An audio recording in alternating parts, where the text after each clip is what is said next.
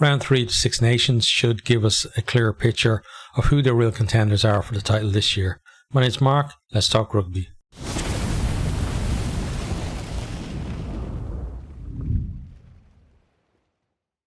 Okay, so another round of Six Nations, another 3 games. We're hoping for, some really exciting games. We've had some decent ones so far in terms of, just the quality last weekend, maybe not the best, not last weekend, 2 weeks ago. Probably not the best. Opening round was excellent, but, a couple of weeks ago, we still had some, drama at the end of a couple of the games as well. So if we can get kind of both of those together in the same weekend, quality rugby and real drama and tightness in the games, that would be excellent. It'd be a weekend of rugby definitely worth watching. So the first game is Ireland versus Wales at the Aviva Stadium, and it's at 2:15 kickoff for anybody watching in Ireland. It's live on RTE. Unfortunately for me, I won't be able to watch because I'll be working until 3 and I won't get back until just before the Scotland-England match kicks off. So I'm going to have to watch a replay of Ireland-Wales. I'm really hoping that Ireland don't get turned over and I have to watch a replay of the game then. That would be very sad. But Ireland-Wales is first up. So we're talking about the team who are top of the table with maximum points versus team who are in 5th place. Wales, they haven't won a game, but they have gotten 3 bonus points from their 2 games, which is a decent return for them. And in this game also, when we later on the week, we're going to do, more detailed previews of each of the games. We go a little more into kind of team selection stuff when we have those teams. Obviously Wales is out, but we still have to wait for Ireland to come out. But we're talking about as well, actually the 2 top try scorers in the competition so far. Ireland way out in front with 11, but Wales is second with 6. So, Wales, this Wales team, they know their way to the, over the try line, and that's a good indication for them. Something that they're definitely going to have to fix, though, is if you look at their, the 2 results they've had so far against Scotland, they'd lost that one by a single point, 26-27, scored all of their points in the second half. Then against England, last time out, they lost 16-14, scored all the points in the first half. They were actually winning 14-5 at half time, couldn't produce a score in the second half to potentially clinch the victory for them. And that's something they're going to have to fix against Ireland. You have to be able to score in both halves to beat Ireland. Ireland, by contrast, against opener against France down in Marseille, they won 38-17. They were 17-10 up at half time, so they scored another 21 points in that second half, which is fairly decent. Then against Italy, then 36-0 at home in the Aviva Stadium, 19-0 in the first half, and then 17-0 in the second half. So Ireland are spreading their points between the 2 halves pretty successfully, and Ireland they've topped 30 points in both of the games. So that's something Wales are going to have to combat. They're going to have to restrict Ireland to, I would say, somewhere around kind of the late teens into the early to mid 20s in terms of scoring. If Ireland get beyond that, I don't think Wales, despite scoring 6 tries so far in the tournament, I don't think that they're going to have enough to come over the top of them. So Wales will want to kind of, win this one kind of low to mid 20s versus kind of high teens to low 20s kind of thing. So, something like 25 at 21 or something like that. That kind of region that we're talking about, winning it by the one score. But this is a young Welsh team. There's plenty of potential in that team, and with young teams, they can just out of nowhere produce an amazing performance and blow a favourite away. So that's always a possibility in this as well. But if you're looking at it in terms of just looking at how good one team is at the moment, how good the other team is at the moment, well, there's only one winner. It's got to be Ireland, right? But if we look at some of the stats where both of these teams are involved, I talked about both of them, the top 2 try scorers in in the Six Nations. It's also the top 2 lineouts in the competition as well. So that Ireland lineout that has functioned really well in the first 2 rounds is going to be under a lot of pressure against this Wales team. Ireland, the team with the most steals as well. So the Welsh lineout that's gone so well will also be under pressure from the Ireland unit. And I feel like, both teams may lose a couple of lineouts, but it's, whoever comes out on top of that could be very important in terms of the overall, result as well in terms of getting field position, etc. Then also this is a competition, a game between the team with with the fastest ruck speed on average versus the team with the slowest ruck speed on average. So Ireland on average 1 second per ruck on average faster than Wales. So that, it doesn't sound all that much, but when you add that up over the entirety of the game, that means that Ireland, will be facing a less set defence every time that they get the ball out compared to Wales. So that could again have a big impact on the game.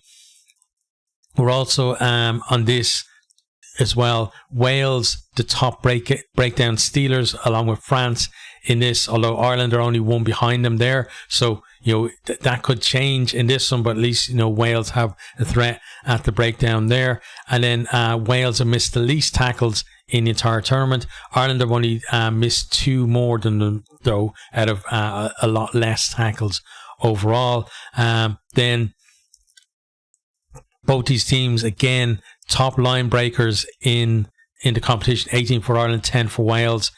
And, so Wales, even though they haven't won that many games, they're still looking good. Like, again, top 2 passers in the tournament, 431 for Ireland, 334 for Wales.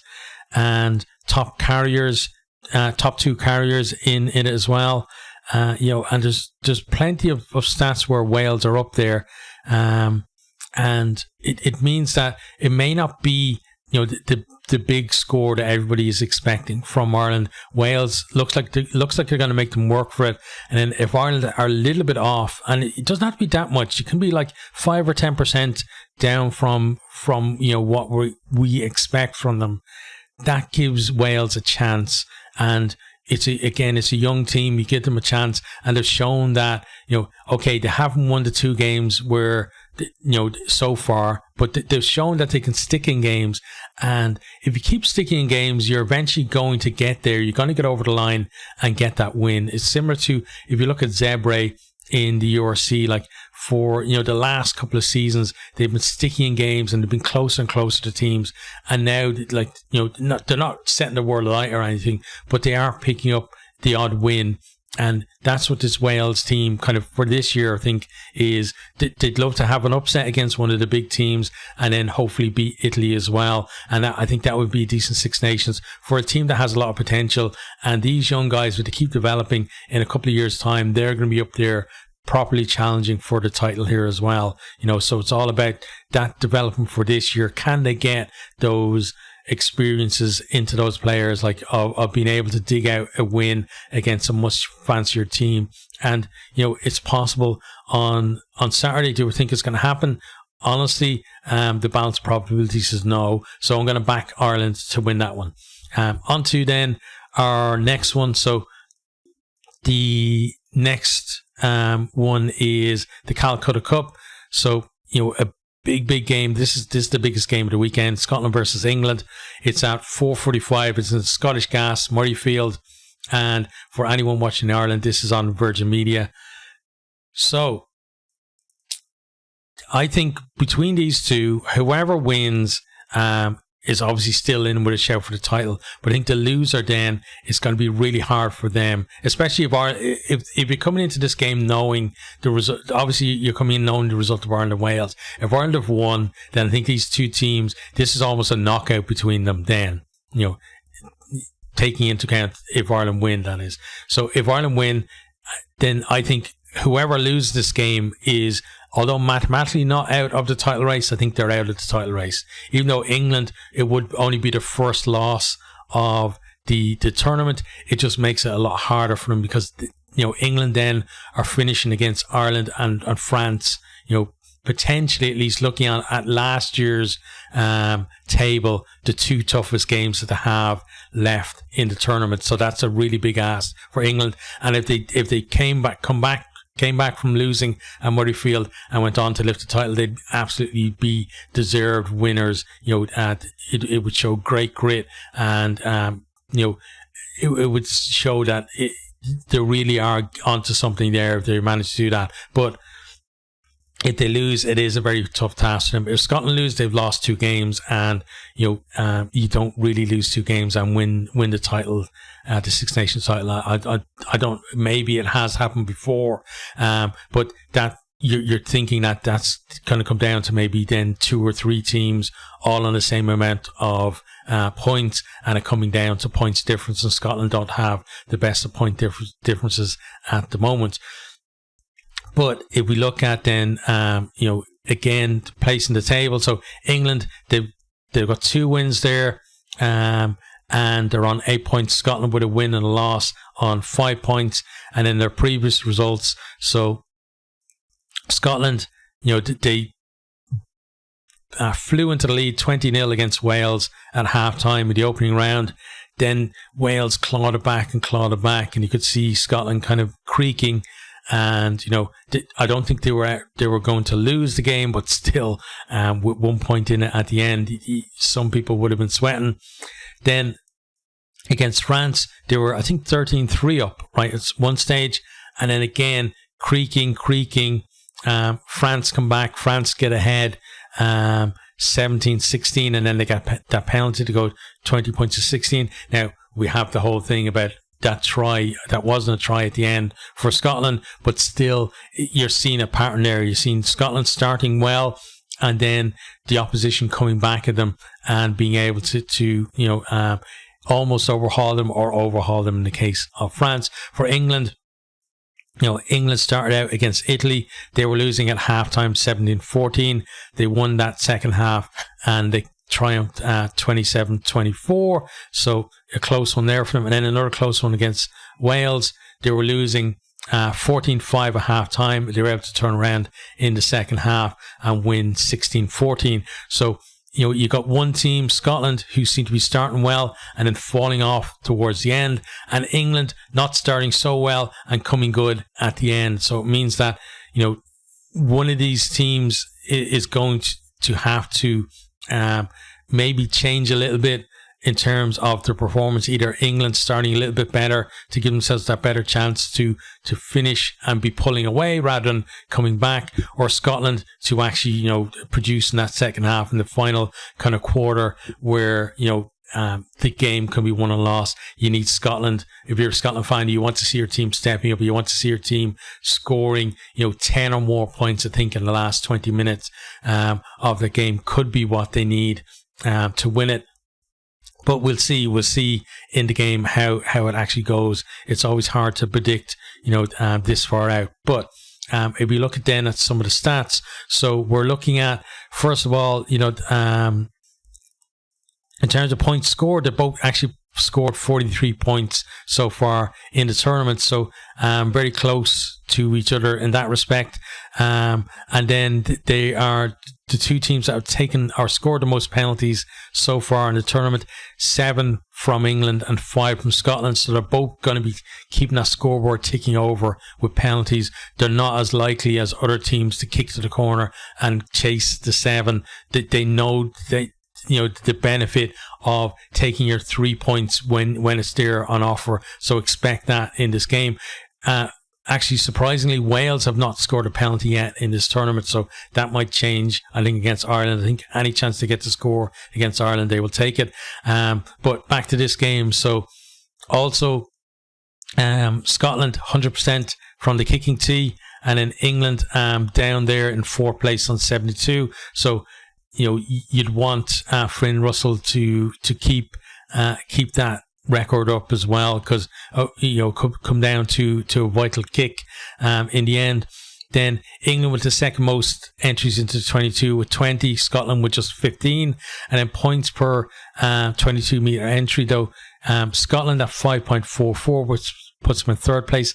England down on 3.45. So even though England will be possibly entering the 22 more often, Scotland generally come away with more points when they do enter. Then, in terms of the meters gained, Scotland second and England second last. So, England will have to kind of up their carrying game, I think, and carrying over the gain line, not just carrying from deep back up to kind of back up to the gain line. Then offloads, Scotland with the most offloads in the tournament so far, 17. England with the least with 5. So again, that's going to be a factor in this one. Scotland looking to move the ball, keep it alive, keep those, that England pack moving around and trying to tire them out. But England potentially also looking to kind of snaffle the odd intercept and maybe score a try on that. So I'm kind of imagining that Scotland are going to get a try off, a Finn or a Duhan van der Merwe or whoever offload that works out and they score a try. But then potentially as well, we're going to see England scoring a try off a poor choice of an offload from Scotland as well. Then Scotland with the most kicks in play with 82. England in third with 63. So both teams like to kick the ball a lot. And then in terms of as well, their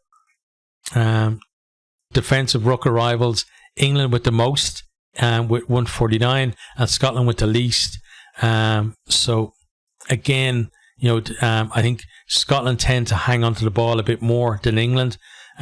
So if territory goes that way, I think it's going to end up the same way as well. And then finally, then in terms of scrum, these are the two worst. And Scotland on 59%. So only a percentage between them, but apart from Wales, they're kind of significantly behind the top three at least in the tournament. So who do you think is going to win this one? Well, I think England have looked like a decent team. They look like they're building something. I'm not sure that they're there yet. Scotland, they've been around. They've been a really good team for a long time, but have kind of struggled to deliver on the big occasions, like the French game last time out, where it should not have come down to to a TMO and referee decision on the last play of the game. They played well enough to have won that game comfortably, and they didn't, and that's the problem. And in this game as well, if they're playing well, they need to put England away. They need to make sure that England can't come back at them, because they've let teams come back at them in the first two games already. And if they do it again, then you've got to ask questions about their mentality in terms of when they're ahead. Why can't they then stretch away? And that's what the really good teams do is teams might start coming back at them, but then they can go again and they can stretch further away. We haven't seen that from Scotland so far this year, and they might have to do that in this game to win. But I think, given that home advantage, I think Scotland are just going to pip this one. Okay, so on to the third game then. So this one is France versus Italy, and it's at the Stade Pierre Mauroy. It's a 3:00 kickoff on Sunday, and for Irish fans, it's on RTE as well. So this one, I think it's going to be a decent game, because I think France has been a little bit off for this year. Italy, we can see that the shoots of improvement are there. They're far more pragmatic than they were last year, where they were trying to run it out from their own 22 and just shooting themselves in the foot. So, and they actually gave France a decent game last year as well. It was probably one of Italy's better performances last year's Six Nations. So, away from home, it is going to be difficult for them. But you still think that they're going to put it up to France, and they're going to again kind of make them work for it. And that's all you can ask for. Like the team who are not the favourite, is that they make their opposition work for it. At the moment, France are in 4th place in the table on 4 match points after that win over Scotland. Italy are bottom in 6th place with 1 match point. So if Italy were to beat France, then and then deny them, or at least finish a bonus point ahead of them, then Italy could leapfrog France in the table, and that would be something to see. But if we look then at some of the stats, so 2 best scrums in the tournament so far: France 100%, Italy 83%. So that's going to be a huge contest between those two. Some massive forwards in that French front row, but Italy won't shirk that. They're going to put it up to them as well. So that's going to be a really interesting contest there. On the other side, the line out then, it's the two of the bottom 3 in the line out, and also they're the 2 worst at line out steals. Only 1 line out steal each. So if one of them can fix that and be more competitive on the opposition's line out, there's a good chance to actually disrupt their ball and get a good kind of into the game for yourself as well, if you can do that. In terms of breakdown steals, France up there with Wales as the most steals, but again, Italy just 1 down. It's basically like 2 teams on 5 and the other teams on 4, so it's not a huge difference between them. Italy, though, have missed the most tackles in the tournament, and France are in 3rd place on that list. And then tackles made, they're the team that have made the most tackles in the tournament so far. Italy with over 350, and France, the only other team in the 300s, just squeaky in there on 301. And then, with all the talk of like Sean Edwards, potentially him leaving France and etc., he's the defence coach there. France actually have the best defence in terms of at least tackle percentage, with 89% in the tournament. Italy mid-table there with 86. So you'd expect that to continue for France. Then Italy, this was a stat that surprised me: the least amount of line breaks in the whole tournament, and France just 1 better than them as well. So in terms of attacking flair, we haven't really seen it from both of them in terms of just breaking the line. We have seen kind of glimpses, but not enough. Maybe this is the game where both of them are going to kind of let loose a little bit, hopefully, for that one. Then points per 22 meter entry, France 2nd, and Italy down in 5th. So Italy, if that continues, they're going to have to enter that French 22 a lot more than France do in order to get enough points to win the game.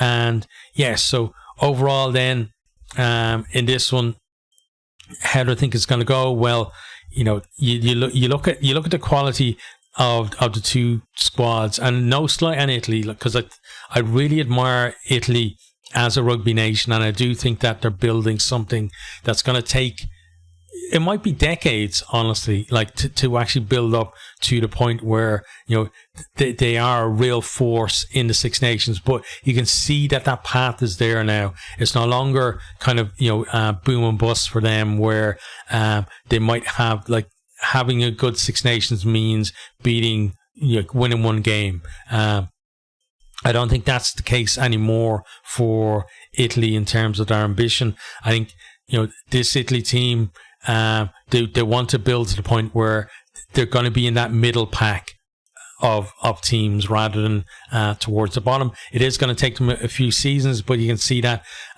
there's a decent core players there, and they have a lot of young players coming through the pipeline as well, but it's going to take time for that. And because of that, looking at the quality of the French team and all the young players they have coming through right now, not in the future, although in the future I don't doubt that they will have lots of really good players coming through as well.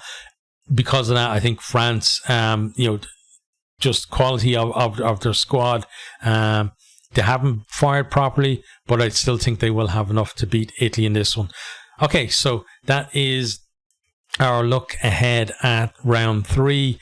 Let me know how you think, teams are going to go. Did I get any of my predictions wrong? If I did, which ones? And, for whatever team you support, let me know how you think they've gone so far and how you think they're going to go for the rest of the tournament as well.